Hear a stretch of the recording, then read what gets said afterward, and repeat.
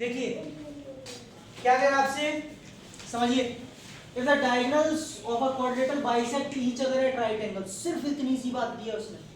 Proof बहुत कुछ करा ले रहा है वो। प्रूफ करिए रोम्बस है, ठीक। मैंने आपको एक बात बोली थी कि वो आपसे जिस फिगर को प्रूव कराए आप वही फिगर बना लीजिएगा, बोला था। बेटा मैंने रोम्बस बना लिया, किसी को देखने में गड़बड़ लग रहा हो तो कोई बात नहीं, आके टेस्ट करा सकता है। If the diagonals of a quadrilateral bisect each other, ये एक क्वाड्रिलेटरल है जिसके डायगोनल्स कहां पर बाइसेक्ट कर रहे हैं, एंगल AOB और एंगल COD। बेटा दो जगह 90 बना लूं? Yes sir. एक यहाँ और एक यहाँ। बनाने को आप चारों जगह भी बना सकते हो, बनाने को एक जगह भी बना सकते हो। मेरा दो जगह मन कर रहा है, बना लिया। वो कह रहा है डायगोनल जो है इस क्वाड्रिलेटरल के वो बाइसेक्ट कर रहे हैं। अच्छा बाइसेक्ट भी कर रहे हैं, ये इसके इक्वल है, ये इसके इक्वल, तो आप प्रूव करिए रोम्बस है, ठीक। हिमांक गिवन में आपको क्या हो गया यहाँ पर कि एक OA is equal to OC OB is और equal to OB is equal to OD, क्योंकि बेटा आपसे कह रहा है कि उसके डायगोनल्स बाइसेक्ट कर रहे हैं। सागर बेटा पहले देख लो, बाद में लिख लेना। Angle AOB 90। बच्चों मुझे दिए तो चारों 90 है, ये और ये, लेकिन मैं एक एंगल को लिख रहा हूँ फिलहाल में, पता नहीं कितनों की जरूरत पड़ी। ठीक है सोनाक्षी, देखते हैं। टू प्रूव, क्या प्रूव करना है आपको कि ये ABCD जो है वो क्या होगा, रोम्बस। कंस्ट्रक्शन की जरूरत नहीं है, प्रूफ देखेंगे सभी। रोम्बस के लिए क्या चाहिए होता है हमको, चारों साइड अगर एक पैरेललोग्राम की चारों साइड्स इक्वल हो जाएं तो वो रोम्बस। बेटा जब आप बताते हो तो वो मुझे प्रॉपर्टी बताते हो, प्रॉपर्टी मत बताया करो, क्या प्रूफ करना है ये बताया करो। मैंने आपको यही तो बोला था, प्रूफ कैसे करते हैं, प्रॉपर्टी याद रखिए। रोम्बस को प्रूफ करने का तरीका है कि किसी पैरेललोग्राम की चारों साइड इक्वल करनी है। अच्छा पैरेललोग्राम की अपोजिट साइड तो इक्वल होती है ना। चलो तो पहले हमारा जोर किस पे जाएगा, इसे क्या प्रूफ कर दूं, पैरेललोग्राम पे। वेरी गुड भाई, पैरेललोग्राम की बोल रहा हूं तो पैरेललोग्राम पे जाएगा, पहले से पैरेललोग्राम करो। मैंने आपको एक थ्योरम पढ़ाई थी, बीच में मत बोलना, सुनना। मैंने आपको एक थ्योरम पढ़ाई थी, the diagonals of a parallelogram bisect each other, लिखाया था। Yes sir. मैंने उसका कन्वर्स भी शायद आपको बताया था, अगर प्रूफ नहीं कराया होगा तो ओरली बोला होगा कि अगर किसी क्वाड्रिलेटरल के डायगोनल्स बाइसेक्ट करते हैं, बेटे हाँ याद आ गया, पैरेललोग्राम की प्रॉपर्टी में लिखाया है, अगर किसी क्वाड्रिलेटरल्स के डायगोनल्स बाइसेक्ट करते हैं तो वो क्या बन जाता है, पैरेललोग्राम। ये प्रॉपर्टी है, अगर पहले नहीं लिखाई है तो आप बाद में लिख लेना, अभी लिख लेना, दोबारा बोलूंगा। किसी क्वाड्रिलेटरल्स के डायगोनल अगर बाइसेक्ट कर रहे हैं तो क्या होता है, और आप ये डायरेक्टली बात लिख सकते हैं। तो बेटा ये पैरेललोग्राम तो ऐसे ही हो गया। अब अगर ये पैरेललोग्राम हो गया तो इसकी अपोजिट साइड्स इक्वल हो गई, मुझे किसी एक एडजेसेंट साइड को इक्वल करना पड़ेगा। जैसे ही ऐसा करूंगा ये चारों साइड इक्वल हो जाएंगी, रोम्बस बन जाएगा। वो बाद में करेंगे, पहले से पैरेललोग्राम करते हैं।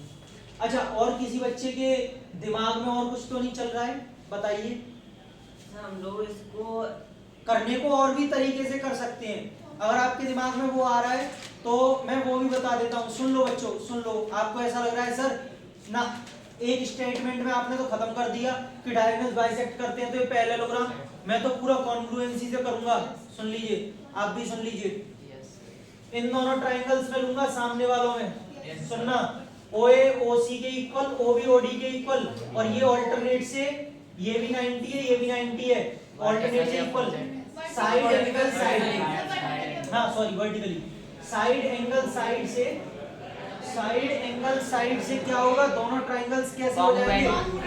और बेटा अगर दोनों ट्राइंगल्स कॉन्ग्रुएंट होंगे तो यानी कि ये वाला एंगल किसके इक्वल, CPCT से, है ना।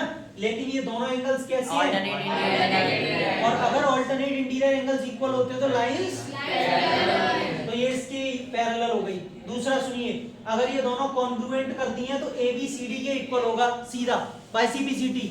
तो बेटा अगर one pair of opposite side parallel भी है और इक्वल भी है तब भी ये क्या बन गया, अब आप बताइए आपको एक लाइन वाला लिखाऊं या पूरा congruency,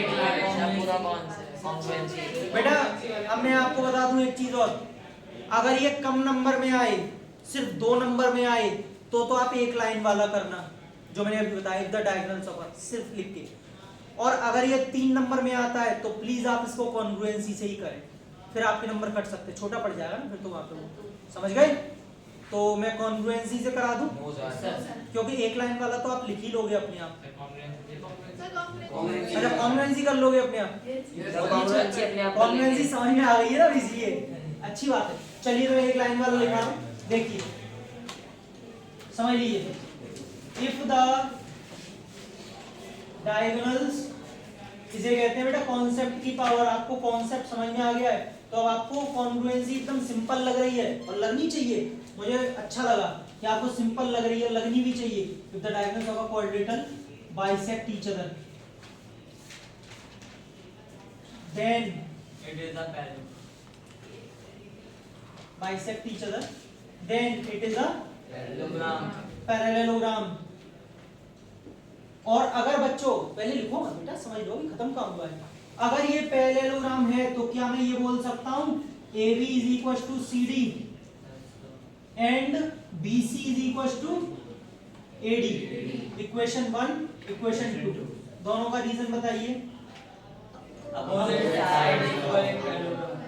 opposite sides of a parallelogram,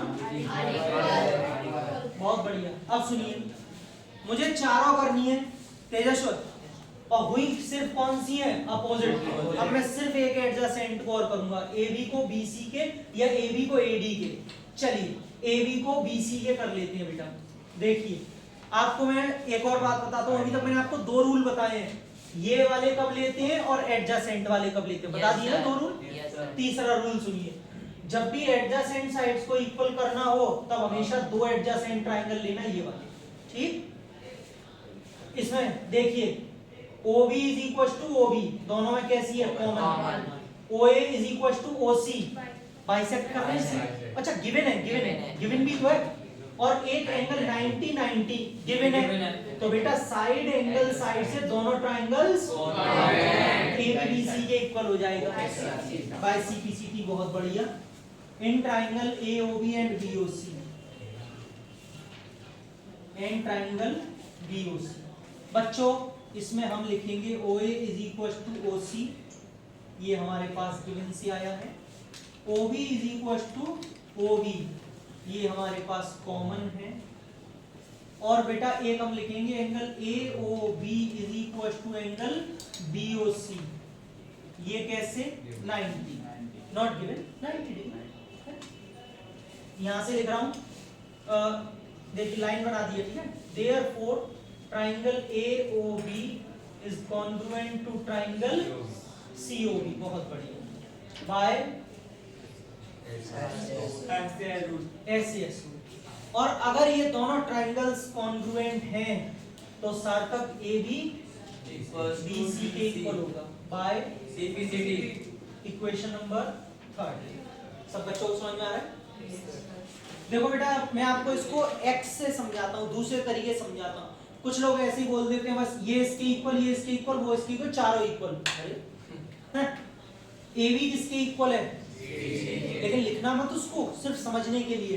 ABCD बेटा मैं मान लेता हूँ AB x है 2 मिनट के लिए, तो CD कितनी हो गई, x, ठीक। भाई कौन बोल रहा है, पगला भाई, तो दोनों इक्वल है तो BC है। AB किसके इक्वल है, इधर देखो AB किसके, AB कितनी मानी है, x, BC कितनी हो गई, BC किसके इक्वल है, BC अगर x है तो AD कितनी हो गई, चारों जगह x दिखाई दे रहा है। लेकिन हम इस बात को लिखते कैसे, अब ये थोड़ी वहां पे x लिख के आओगे।